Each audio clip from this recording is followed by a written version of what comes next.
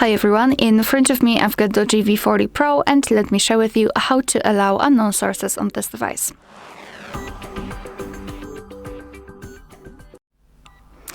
So let's start with opening the settings.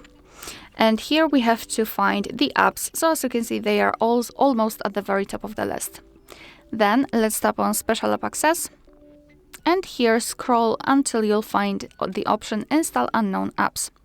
So right here we've got the list of apps which are allowed or not allowed to install some content, and of course we can change it. So let's pretend I'd like to download the app from Chrome, so from my browser.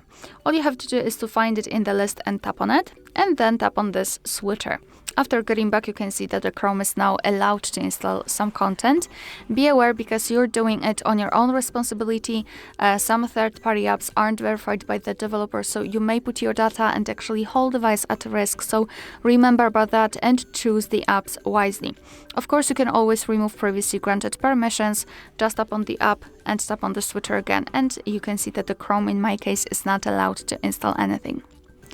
Alright, so that will be all. Thank you so much for watching. Please hit the subscribe button and leave the thumbs up.